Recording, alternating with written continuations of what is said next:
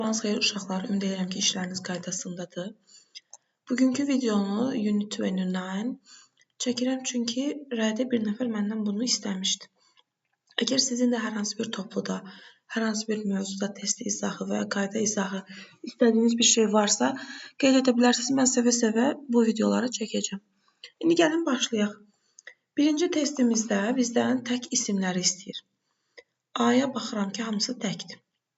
B-də trousers pozub, C-də lies, D-də gentry, Y-də də poultry cəmdir.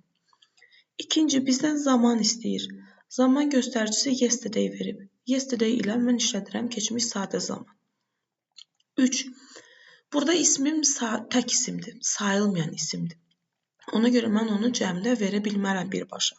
Amma qarşına tutun bildirən söz qoya bilərəm. O tutun bildirən sözü cəmləyə bilərəm. Onu miqdar sayılı işlədə bilərəm. Ona görə 1, 3, 5 düzdür.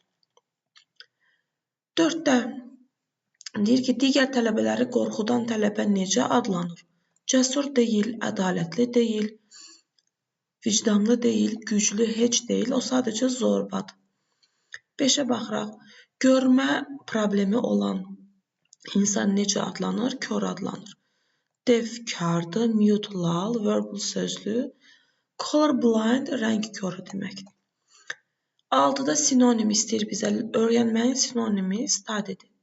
Speak danışmaq, talk danışmaq, lend borc vermək, express ifadə etmək. 7-də baxaq nədir? Mübtəda xəbər uzlaşmasıdır. A great number of trees. Çoxlu sayda ağac. Artıq burada ağacım cəm isimdir. Cəm isimlə də mən tək xəbər verə bilmərəm. İkinci tərəfim isə söz önüdür. The öz onunla işlənir. Dünya yer kürəsi üzərində. 8-ə baxırıq.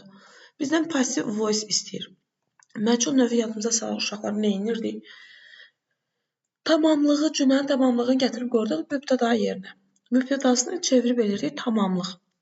Mənim bu cümlədəki mübtədam who çevrilib olmalıdır tamamlıq. Tamamlıq olması üçün nə olmalıdır? Sonda by söz önüsü olmalıdır ki, o tamamlığa verilmiş sual olsun. Ona görə bunu sildim. İndi burada iki tamamlığım var. Sənə, bir də məktubları. Bunların ikisini də mən çevirib mübtəda edə bilərəm. Burada you-nu silib letters-i, yəni ikinci tamamlığı çevirib edib cümlənin mübtədası. Bu okeydir. İndi baxırıq nəyə? Mənim mübtədam cəmdədir. Ona görə xəbərim tək ola bilməz. Məchul növün xəbəri necə düzəlir? To be, üstə gəl, P2, düzdürmü? Oy, nə boyda oldu? P2. Burada do verib artıq. To be yoxdur. Ona görə D variantı düzdür. 9-da bizdən dərəcə istəyir. Sifətin dərəcəsi.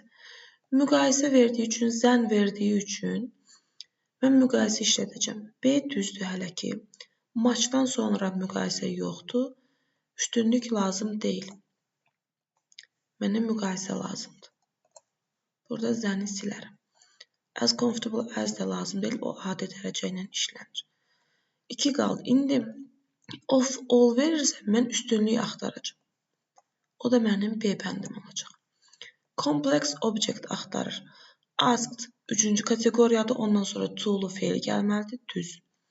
So 2-ci kateqoriyadır, ondan sonra ing gələ bilər, düz. So 3-cü kateqoriya, ondan sonra ing gələ bilər, düz. 4-ə baxıram, heard 2-ci kateqoriya. Burada soya 2 deməliyəm. Demədimsə, unutdum 2-yə nə dedim, soya nə dediyimi, o 2-ci kateqoriyadır. Heard 2-ci kateqoriya ya heç nəsiz işlənməlidir, ya da ing ilə işlənməlidir. Ona görə bu səhv. Let 1-ci kateqoriya, ondan sonra heç nəsiz fe'l olmalıdır. Bu da səhv. Deməli, düzgün cavabım oldu. 1, 2, 3, B bəndi. 11. Düzgün sual əvəzini seçməyimi istəyir. Burada birincidə you var, ikincidə də you var. Yəni tamamlığım var.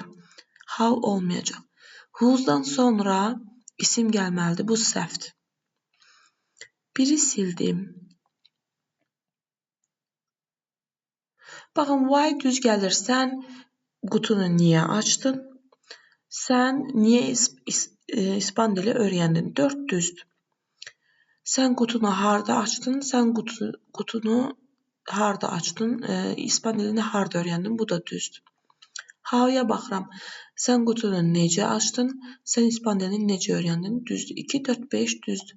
Amma sən qutunu nə açdın deyə bilmərəm. Burada tamamlıq yoxdur. Daha doğrusu cümlənin tamamlıq da var. Mübtəda da var. What'un burada işi yoxdur. Ona görə 2, 4, 5 düzdür.